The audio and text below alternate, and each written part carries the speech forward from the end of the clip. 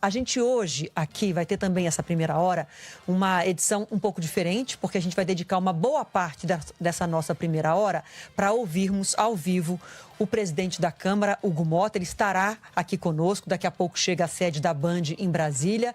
Então, para a gente conversar sobretudo sobre segurança pública, uma vez que o presidente da Câmara pautou para amanhã a votação em plenário do projeto que ele batizou de Marco Legal contra o Crime Organizado, que o governo chama de Lei Antifacção.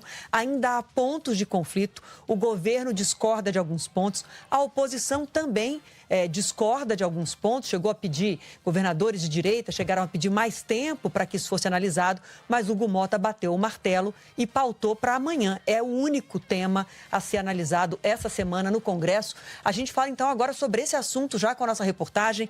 Alex Guzmão chegando aqui para trazer os detalhes para a gente, Alex, justamente dessa polêmica que tanto governistas quanto oposição criticando alguns pontos do relatório. Ainda assim, Hugo Motta resolveu dar total prioridade para o assunto, né? Boa tarde, Adriana. Boa tarde, Eduardo. Boa tarde a quem nos acompanha aqui no Entre Nós. Pois é, no meio dessa polêmica toda, governistas defendendo uma posição e a oposição defendendo com outros argumentos um novo formato para o texto em meio a esse imbróglio parlamentar.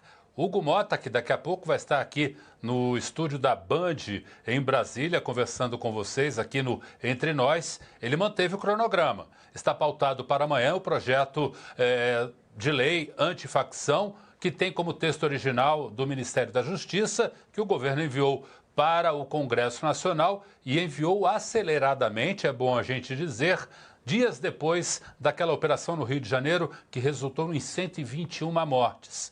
Só que daqui, hoje são o quê? 4h10, até as próximas 24 horas, ainda vai ser preciso buscar o consenso entre base governista e oposição.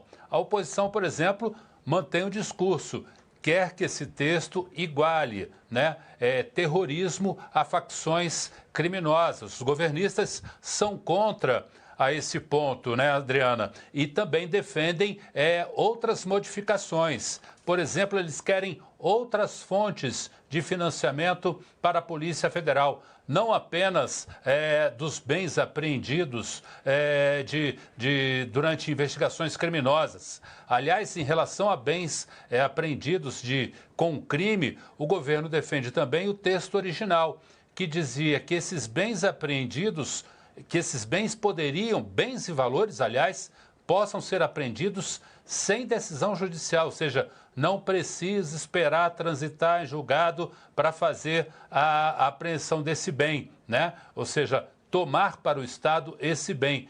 Isso previa o texto original, mas no texto do relator Guilherme Derrite não. Diz que precisa, concluir o processo judicial. E o governo está preocupado também com essa lei autônoma específica para combate ao crime organizado, porque já existe, Adriana, uma outra legislação e a preocupação é com insegurança jurídica, que isso possa parar nos tribunais. E aí quem agradece geralmente esse tipo de polêmica, esse tipo de celeuma, é o próprio crime, né? Porque se você não consegue ir para um lado nem para o outro, vence quem está no meio, que é o que a gente não quer e, claro, que é o que o Congresso também e o governo não querem.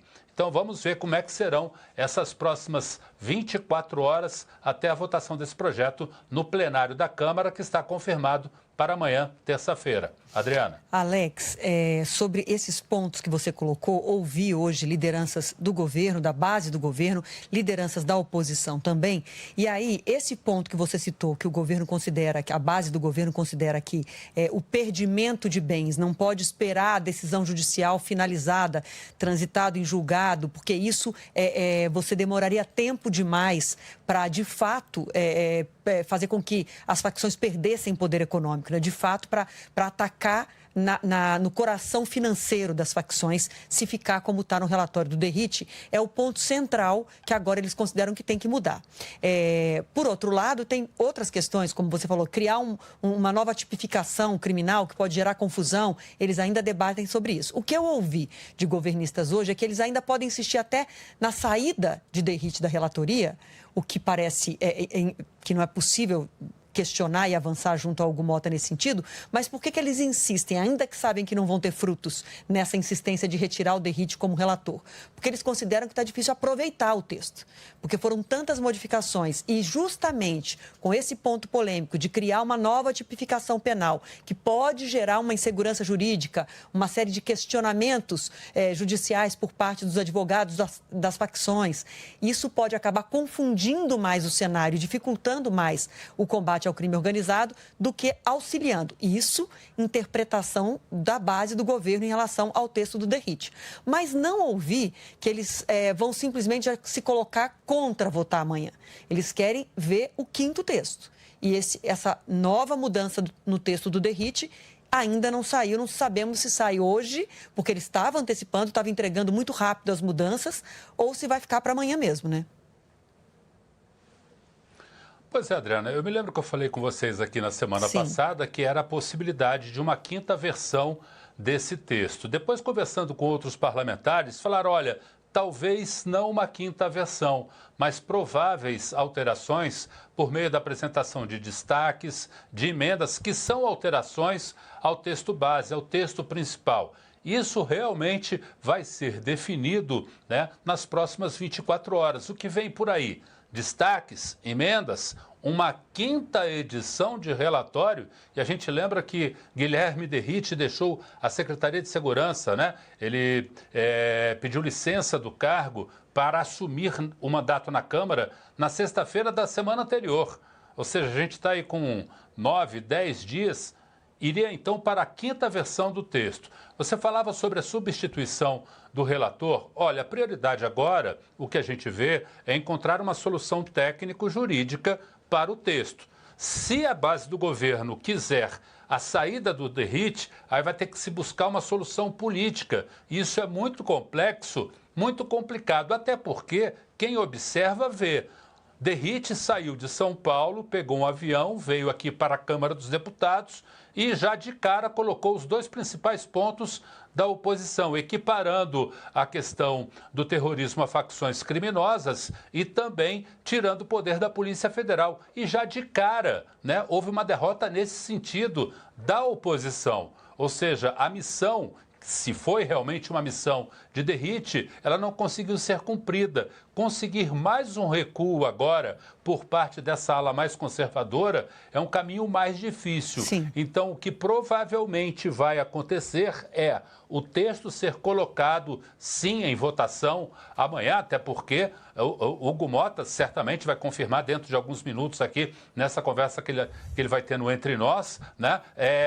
O texto já está marcado para amanhã, a votação vai haver, e sim, com Guilherme Derrite como relator desse projeto de lei, né? Agora, claro, daqui até lá, buscando essas soluções técnico-jurídicas, né? Ou seja, você tem que tornar eficiente o combate ao crime organizado, agora embasado num arcabouço jurídico, para que isso não possa ser contestado posteriormente na Justiça, que é o que poderia acontecer, por exemplo, se alterasse a autonomia, a atuação da Polícia Federal nesses crimes, porque são crimes que acontecem onde? Não apenas em um estado, crimes que acontecem em vários estados, né? Eles devem ser, de acordo com a Constituição, investigados pela Polícia Federal. Então, a gente lembra até recentemente, quando teve aquela questão das bebidas adulteradas em São Paulo, a partir do momento que começaram a surgir casos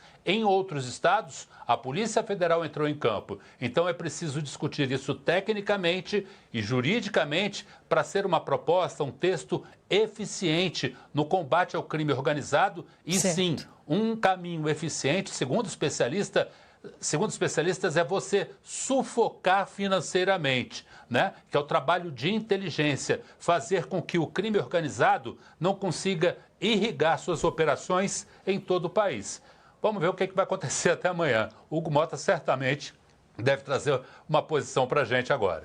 Vamos aguardar, daqui a pouco a gente retoma então esse assunto. Te agradeço, viu, Alex, pelas informações.